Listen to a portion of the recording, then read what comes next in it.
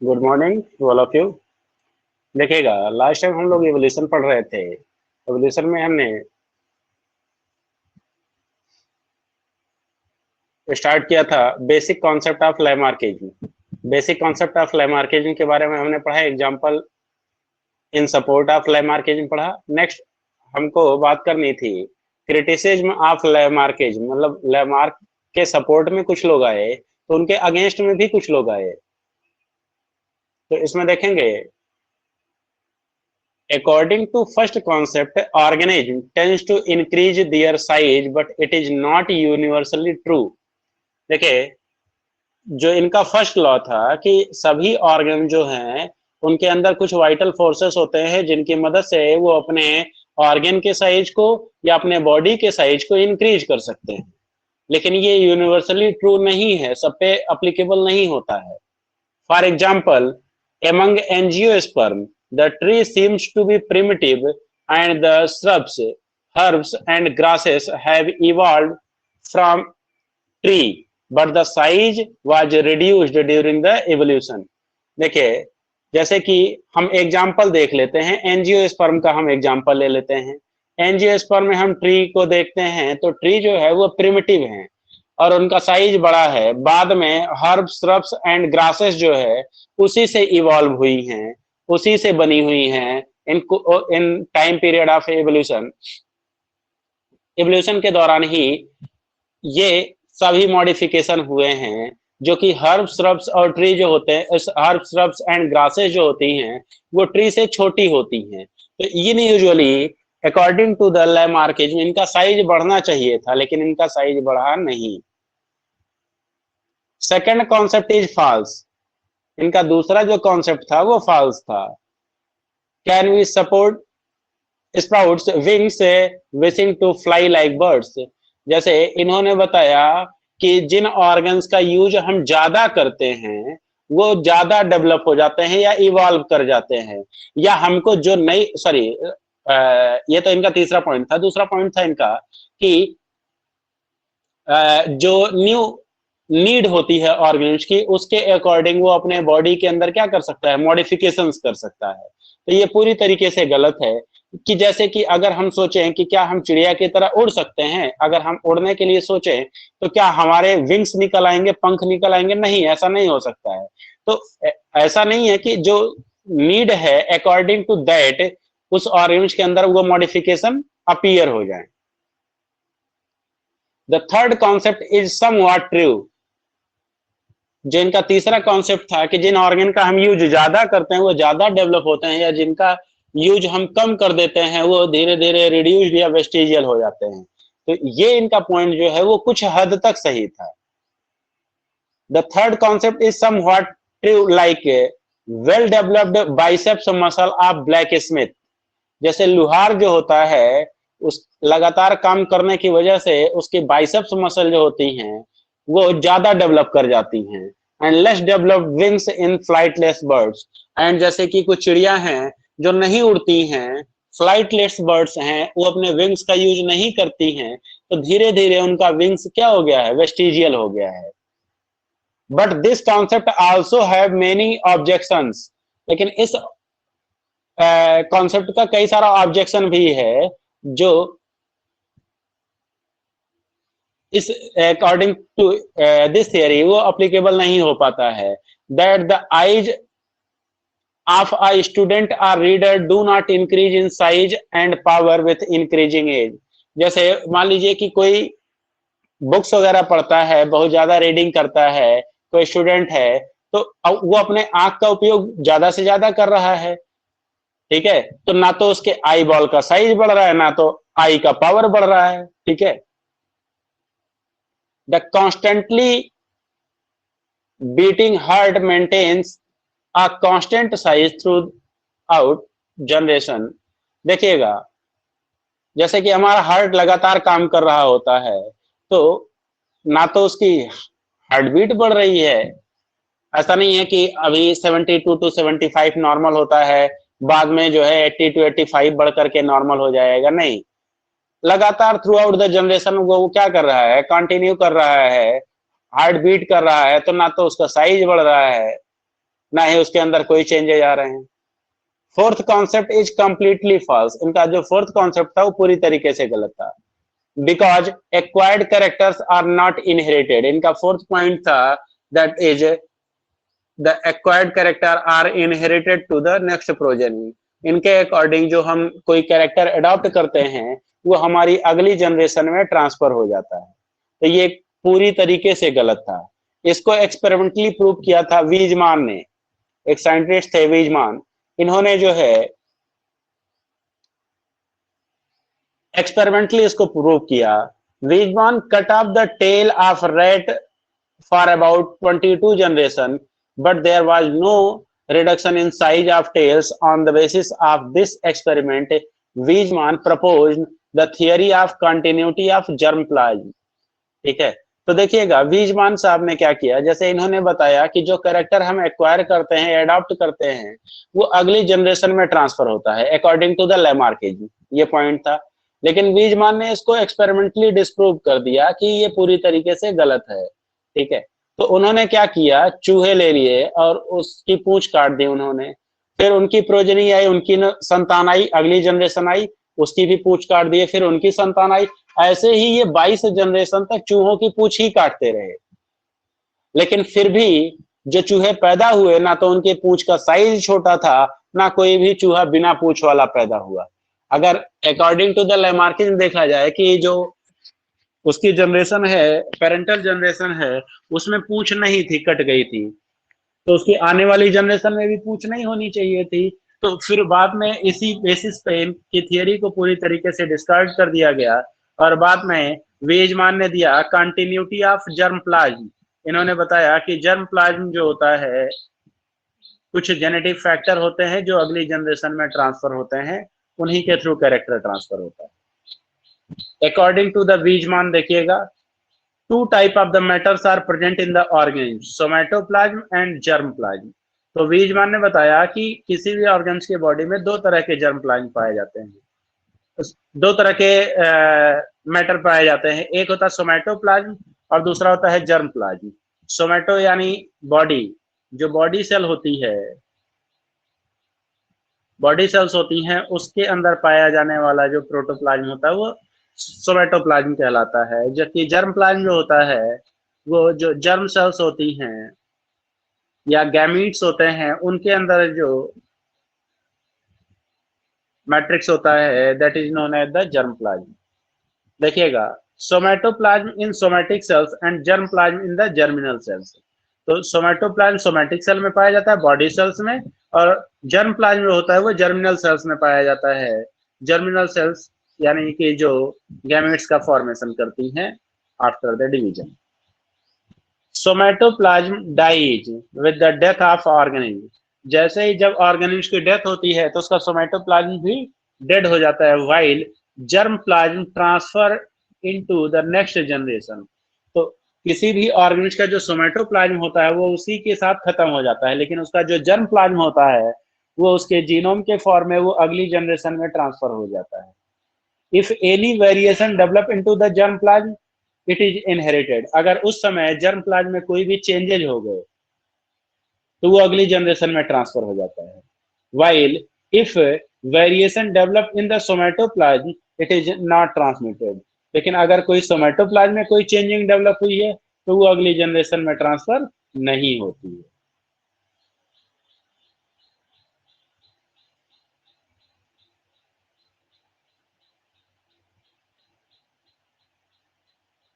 Next देखेंगे पाइने। पाइने kept the Drosophila in the dark up to 69 generations, but there was no reduction in the size or sight of eye। तो पाइने ने भी इनके अगेंस्ट एक एक्सपेरिमेंट करके इनको डिस्प्रूव किया कि इनकी थियरी जो है लैमार्क की वो गलत है। तो इन्होंने क्या किया, ड्रोसोफिला को जो है 69 जनरेशन तक अंधेरे में रखा, 69 जनरेशन तक, लेकिन फिर भी उनके आई के साइज में या उनके साइट पे कोई इफेक्ट नहीं दिखाई दिया।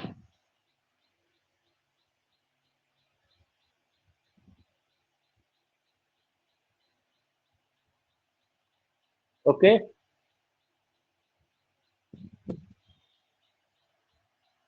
इसके अलावा देखेंगे boring of ear and nose in the Indians. जैसे इंडियन ट्रेडिशन में देखा जाता है कि लगभग हजारों सालों से जो महिलाएं हैं वो नाक और कान छिदवाती हैं, तो आने वाली जनरेशन तो जो है already pierced nose and pierced ear लोग के साथ पैदा होनी चाहिए कि उनमें छेद ऑलरेडी प्रेजेंट होगा नाक और कान में। लेकिन ऐसा नहीं होता है क्योंकि ये सोमैटिक कैरेक्टर हैं। जो सोमैटिक चेंजेज होते हैं वो अगली जनरेशन में ट्रांसफर नहीं होते हैं।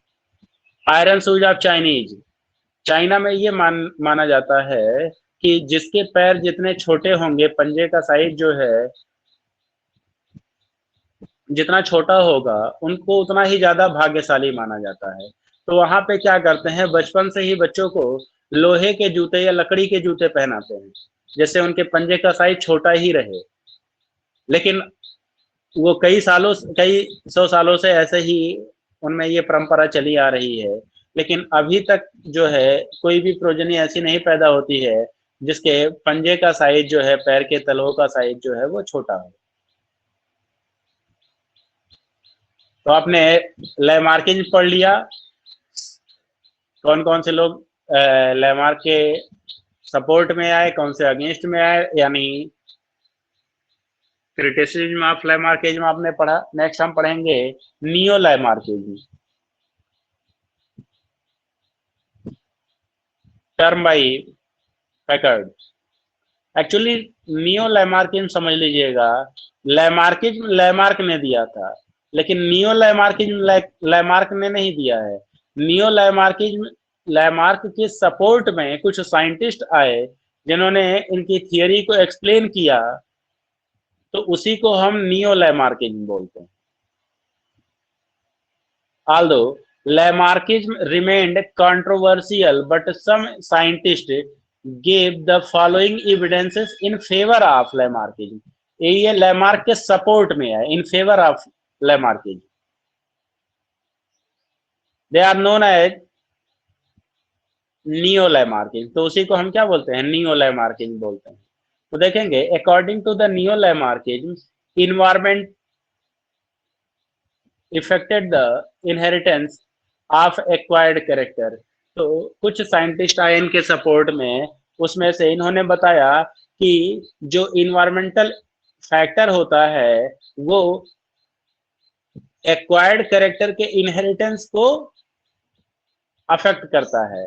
According to it, changing environment give rise some physical and chemical changes in organism which affect their germplasm and these acquired character are definitely inherited।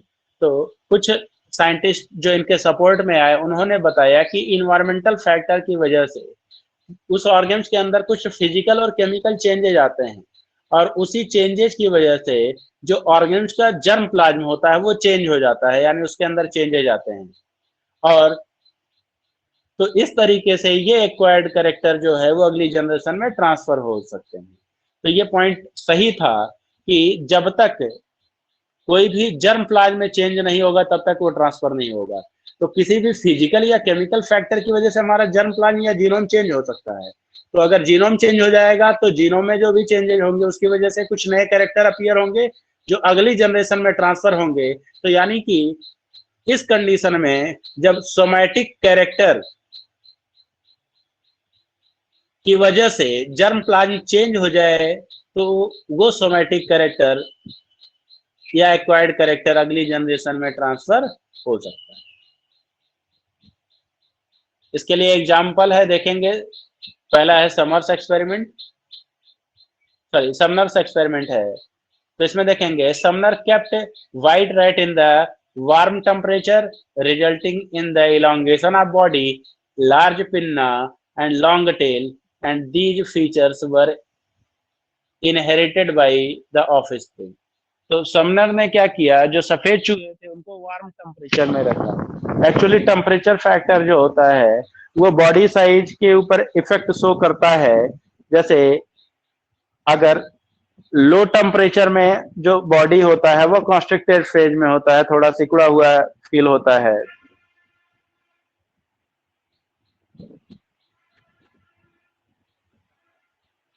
तो इन्होंने क्या किया, व्हाइट रैट को इन्होंने वार्म टेम्परेचर में रख दिया, जिसकी वजह से उसका जो बॉडी साइज है वो इलोंगेट कर गया। तो कुछ साइंटिस्ट का ये मानना है कि लो टेम्परेचर में या लो टेम्परेचर एरिया में जो ऑर्गेन्स पाए जाते हैं उनका बॉडी साइज छोटा होता है as compare to the warm temperature region organism. अगला है कैमियर्स एक्सपेरिमेंट है। तो देखेंगे, कैमियर्स kept the salamander in the dark background. The black spot found in the skin were widely spread, and in lighter background the skin becomes yellow with limited black spot, and these characters were inherited by the offspring. तो इन्होंने क्या किया, salamander ले लिया, ठीक है। तो salamander को पहले डार्क बैकग्राउंड में रखा, उसके पीछे का जो कलर था वो डार्क था, तो उसके ऊपर ब्लैक स्पॉट डेवलप होने शुरू हो गए। और कुछ सैलामेंडर को इन्होंने क्या किया, व्हाइट बैकग्राउंड में रखा, लाइट बैकग्राउंड में रखा, तो उसके स्किन के ऊपर जो है येलो कलर के स्पॉट आ गए और ब्लैक वाले स्पॉट बहुत ही लिमिटेड थे, कम थे। तो इसकी वजह से और ये कैरेक्टर उनकी अगली प्रोजेनी में भी ट्रांसफर हुए। मैकडूगल्स एक्सपेरिमेंट देखेंगे। मैकडूगल्स trained the white rat to cross the tank of water following a definite route. This trained rat were mated, their offspring were again trained, and it was observed that there was decrease in the number of errors by the offspring of the white rats. तो इन्होंने सफेद चूहे ले लिए, उसको एक रास्ता, एक ट्रैक के थ्रू जो है पास कराया और ऑब्जर्व किया, पहले उसको ट्रेनिंग दी कि इसी रास्ते से जाना है, फिर कुछ उसकी अगली जनरेशन को फिर से इन्होंने क्रॉस कराया और फिर देखा कि जो ऑफस्प्रिंग थी उसके द्वारा जो एरर्स थे वो काफी कम हो गए। तो इनको ये लगा कि ये जो कैरेक्टर्स थे ये अगली जनरेशन में ट्रांसफर हुए।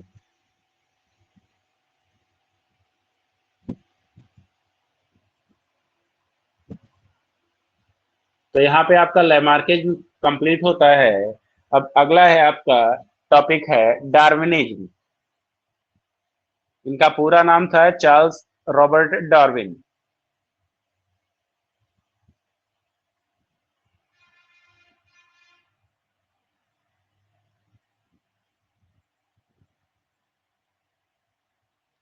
तो देखेंगे, Charles Robert Darwin was born on 12 Feb 1809 in England. Darwin travelled by HMS beagle, ये इनकी शिप का नाम था। ये समुद्र के रास्ते जो है विश्व भ्रमण पर निकले हुए थे, पूरी दुनिया घूमने निकले हुए थे।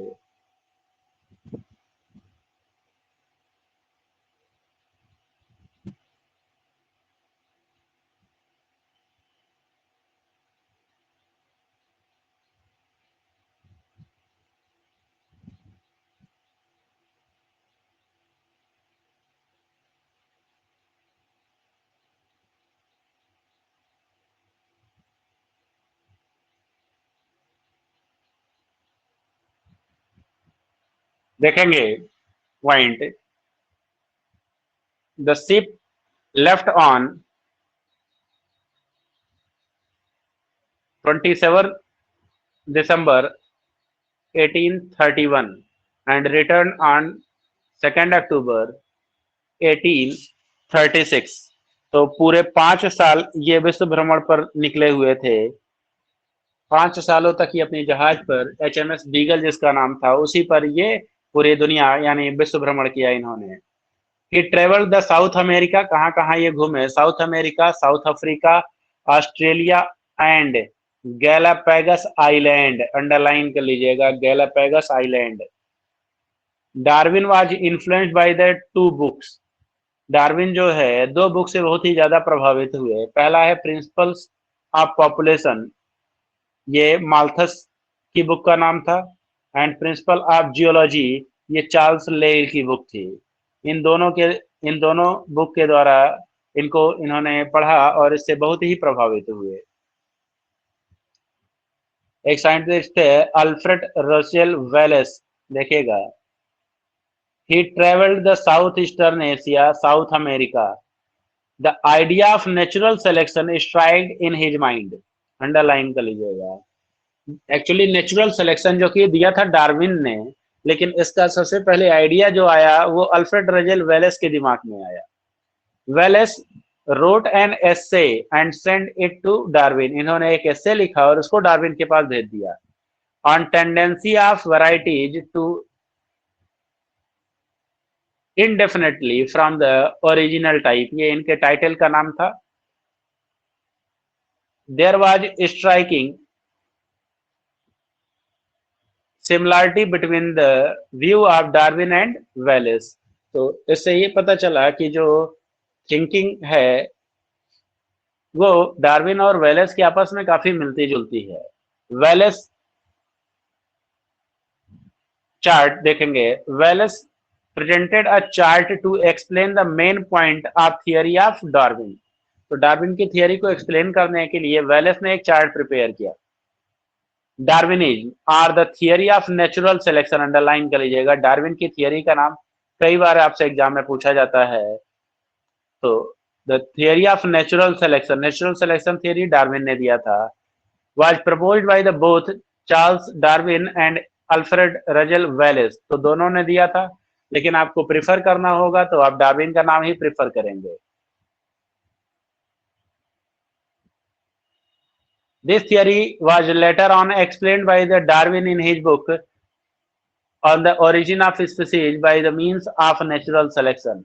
बाद में जो नेचुरल सिलेक्शन एक्सप्लेन किया गया वो डार्विन के द्वारा उनकी बुक में on the origin of species by the means of natural selection में रिप्रेजेंट किया गया। फैक्ट्स हैं, कॉन्सिक्वेंसेस हैं या कंक्लूजन देखिएगा। enormous rate of reproduction among the animals and constant number of animals of a species that is struggle for existence and struggle for existence and heritable variation। Conclusion इसका क्या है, survival of the fittest और natural selection, मतलब जो nature में fit है वही survive करेगा या वही नेचर के द्वारा सेलेक्ट किया जाएगा। Survival of the fittest and continuous environmental changes, that is continuous natural selection leading to evolution of a new species. The main features of theory of natural selection are as follow। कौन कौन से main point थे natural selection theory के, इसको हम लोग देखते हैं, डिस्कस करते हैं इसके बारे में।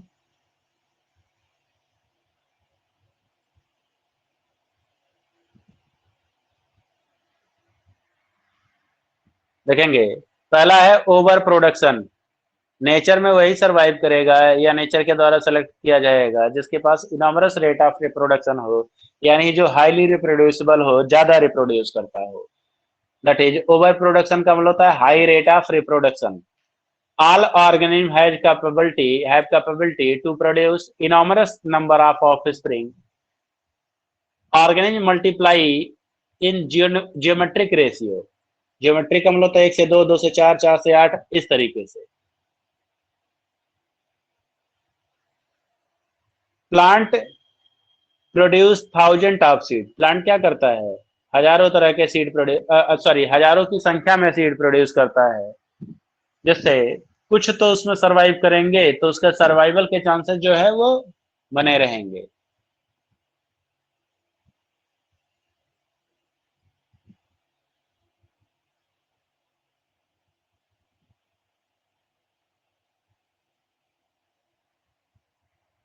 Insect less 100 of eggs. Insect जो है हजारों की 100 की संख्या में जो है एग ले करते हैं।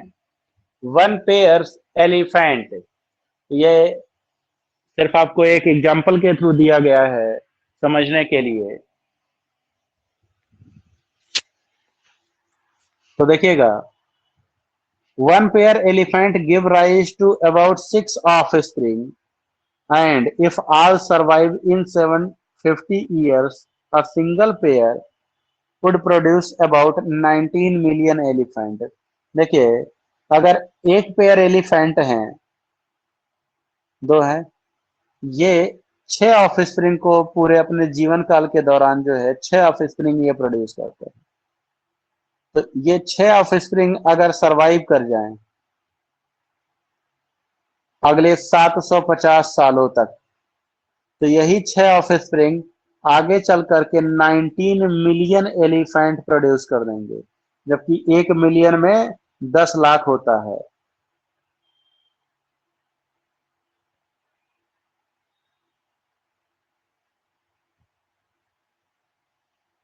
ठीक है, तो इसमें रेट ऑफ रिप्रोडक्शन को एक एलिफेंट का एग्जांपल लिया गया है, क्योंकि ये स्लोएस्ट ब्रीडर है। सबसे धीमी गति से ये बच्चे जन्मते हैं और सबसे कम बच्चे जन्मते हैं। Thus, some organisms produce more offspring and other produces fewer offspring.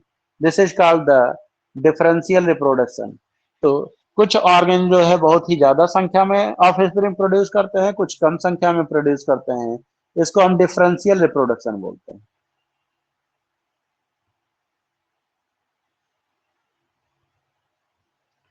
अगला देखेंगे स्ट्रगल फॉर एग्जिस्टेंस।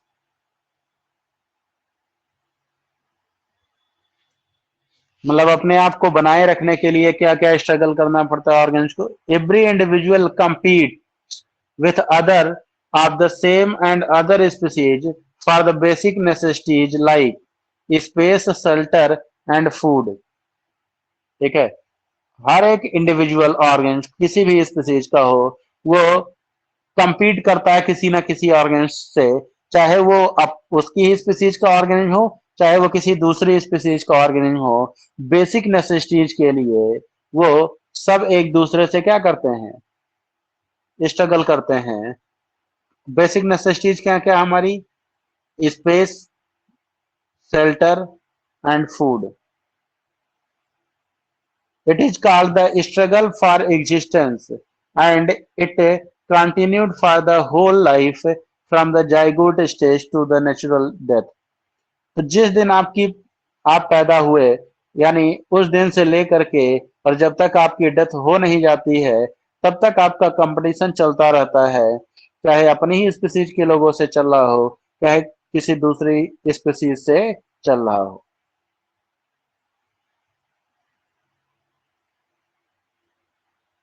जैसे यहाँ पे एग्जाम्पल दिया है आपको कि जिस दिन जाइगोट का फॉर्मेशन होता है उस दिन से लेकर के, तो जाइगोट फॉर्मेशन के लिए आपको पता होगा कि एक फीमेल एग को फर्टिलाइज करने के लिए मिलियन की संख्या में स्पर्म प्रोड्यूस किए जाते हैं, लेकिन एक ही स्पर्म जो है सेल को फर्टिलाइज कर पाता है, बाकी सब के सब डिजनरेट कर जाते हैं। तो आप समझ सकते हैं कि इनका कंपटीशन कितना तगड़ा होगा, या कितना ज्यादा कंपटीशन ये शो करते हैं।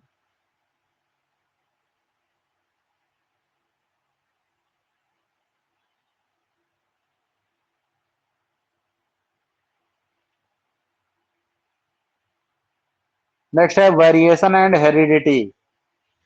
वेरिएशन का मतलब होता है विविधता यानी चेंजेज, और हेरिडिटी का मतलब होता है transfer of genetic character from one generation to another.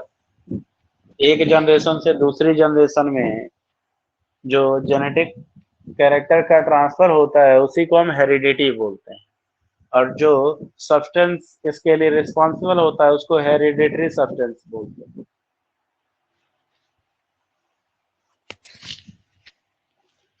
Point देखिएगा, एक्सेप्ट आइडेंटिकल ट्विंस मतलब मोनोजाइगोटिक ट्विंस बोलते हैं जो एक ही जाइगोट से बने हो।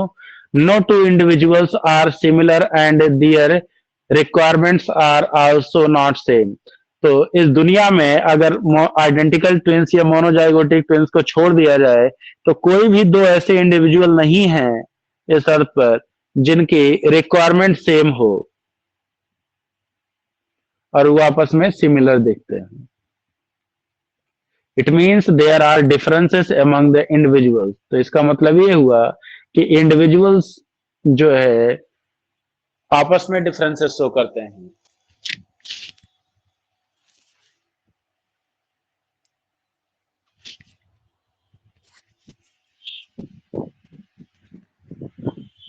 These differences are called the variation, इन्हीं डिफरेंसेस को हम क्या बोलते हैं, वेरिएशन बोलते हैं, विविधता बोलते हैं, चेंजिंग बोलते हैं।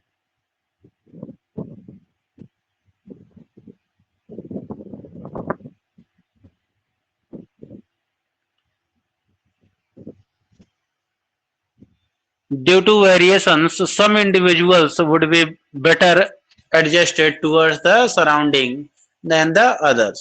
तो उन्हीं वेरिएशंस की वजह से कुछ ऑर्गेनिज्म जो होते हैं, कुछ इंडिविजुअल्स जो होते हैं वो बेटर एडजस्टेड होते हैं, बहुत अच्छे तरीके से एडजस्टेड होते हैं अपने एनवायरनमेंट के प्रति, जबकि उसी में से कुछ ऑर्गेनिज्म जो होते हैं वो एडजस्टेड नहीं होते हैं।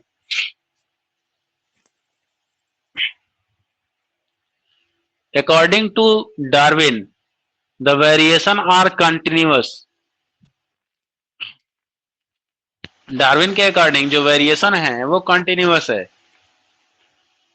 मतलब लगातार होता रहता है। And those which are helpful in the adaptation of an organism towards its surrounding would be passed on to the next generation while the others will disappear. तो डार्विन ने इसी पॉइंट को लेकर के बताया कि जो भी ऑर्गेनिज्म अपने आसपास के एनवायरमेंट के अकॉर्डिंग अपने आप को अडॉप्ट कर लेते हैं, यानी चेंजेस ला लेते हैं, वही अगली जनरेशन में जाते हैं, ट्रांसफर हो पाते हैं, जबकि अदर जो है वो डिजेनरेट कर जाते हैं, डिसअपीयर हो जाते हैं।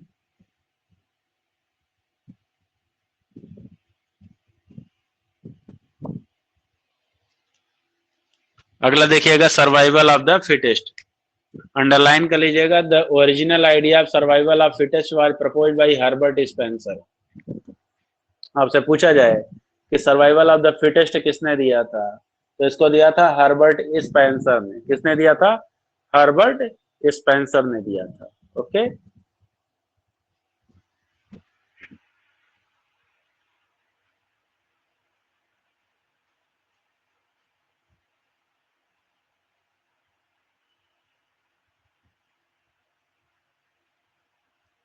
तो सर्वाइवल ऑफ द फिटेस्ट क्या कहता है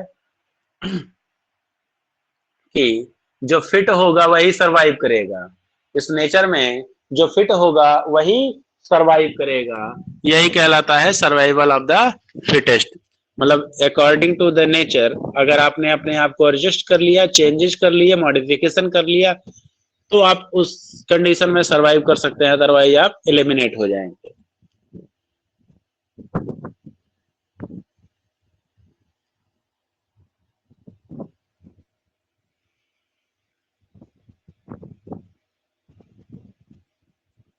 According to the Darwin, most suitable and fit individuals are successful in the struggle for existence. तो जो सबसे ज्यादा सुटेबल हों या फिट इंडिविजुअल होंगे वही क्या होंगे, उस स्ट्रगल के लिए सक्सेसफुल होंगे, यानी पास हो पाएंगे अगली जनरेशन में। The individuals with most favorable adaptation are able to lead most successful life and are able to win over their mating partner. तो जो फिट होता है वही सरवाइव करता है और वही जीत हासिल कर पाता है, किसके ऊपर? अपने मेटिंग पार्टनर के ऊपर। एक्चुअली देखिए इसके पीछे भी लॉजिक है। जैसे जो ऑर्गेनिज्म, जैसे कैटल्स में ही देख लीजिए, जो सबसे ज्यादा फिट होता है वही जो है फीमेल्स के साथ मेटिंग करता है, वो अदर्स को जो है हटा देता है या डरा करके दूर कर देता है। तो जिसके पास भी क्वालिटी होगी या जो भी एनवायरनमेंट के प्रति जो है बेटर सूटेड होगा वही जो है सरवाइव कर पाएगा, अदर एलिमिनेट हो जाएंगे। Darwin called it sexual selection. तो डार्विन ने इसी पॉइंट के बेसिस पे क्या दिया? सेक्सुअल सिलेक्शन दिया कि जो फिट रहेगा वही सिलेक्ट करेगा। The struggle for existence, only those members survive which possess useful variation, means nature select fit individuals. तो सर स्ट्रगल फॉर एग्जिस्टेंस क्या कहता है कि जो फिट इंडिविजुअल्स होंगे वही नेचर के द्वारा सेलेक्ट किए जाएंगे और बाकी अनफिट जो होंगे वो एलिमिनेट कर दिए जाएंगे। This is called the natural selection, यही बोला जाता है नेचुरल सिलेक्शन। जैसे फॉर एग्जांपल एक छोटा सा एग्जांपल ले लीजिए कि अभी बाढ़ आ जाए जो कि एक तरीके का नेचुरल डिजास्टर है, तो जितने लोगों को तैरना आता होगा वो तैर के अपनी जान बचा लेंगे, लेकिन जिनको तैरना नहीं आता होगा वो उनकी डेथ हो जाएगी। तो यहाँ जो बेनिफिशियल कैरेक्टर था वो था स्विमिंग, जिसने सीखा, जिसको आता है, जिसने अडॉप्ट कर लिया उस कैरेक्टर को, वो सरवाइव कर गया और बाकी क्या हुए, एलिमिनेट हो गए। तो ऐसे ही आप किसी भी कैरेक्टर के बेसिस पे आप चूज कर सकते हो। Fitness is the end result of ability to adopt and get selected by the nature। तो फिटनेस जो है इंड रिजल्ट है किसका, एबिलिटी टू अडॉप्ट, अडॉप्ट करने की क्षमता और नेचर के द्वारा सेलेक्ट होने की टेंडेंसी।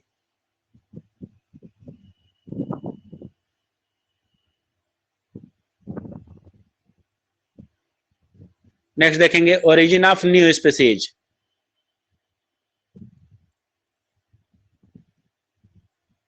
देखिएगा, Darwin explain that variation appearing due to environmental changes. Variation क्यों आते हैं, इन्वायरमेंटल चेंजेस की वजह से आते हैं। And are transmitted to the next generation. और जो वेरिएशन होता है, चेंजेस होते हैं, वो अगली जनरेशन में ट्रांसफर हो जाते हैं। So offspring become different from ancestors. तो अब देखिए, नया ऑफस्प्रिंग जो प्रोड्यूस हुआ उसके अंदर नया वेरिएशन, नया कैरेक्टर डेवलप हुआ ना, तो वो कैरेक्टर उसके एंसेस्टर में नहीं पाया गया, उसके पूर्वज में नहीं पाया गया, तो वो अपने पूर्वज से क्या किया, डिसिमिलरिटी शो करने लगा। और कुछ जनरेशन के बाद ऐसे ही जब नए नए कैरेक्टर एडॉप्ट होते रहेंगे और स्टोर होते रहेंगे तो अपने पेरेंटल जनरेशन के साथ ज्यादा डिसिमिलरिटी शो करने लगेगा, यानी कुछ समय के बाद वो नए स्पीसीज में कन्वर्ट हो जाएगा। In next generation process of natural selection repeats, so after many generation a new species is formed। तो नए नए कैरेक्टर डेवलप होते रहेंगे और कई जनरेशन के बाद जो होगा वो एक नई स्पीसीज में कन्वर्ट हो जाएगा। Okay, that is all about the Darwinism. Next है क्रिटिसिज्म ऑफ डार्विनिज्म, मतलब कौन कौन से क्रिटिसाइजर या आलोचक थे जो इनके पॉइंट को नकारे या नहीं माना। और फिर उसके बाद हम पढ़ेंगे नियो डार्विनिज्म कि कुछ साइंटिस्ट जो हैं वो डार्विन के सपोर्ट में भी आए और उन्होंने इनकी थियरी को एक्सपेरिमेंटली प्रूव किया कि ये सही है। तो उसके बारे में हम अगले क्लास में पढ़ेंगे। तो आज के लिए बस इतना ही।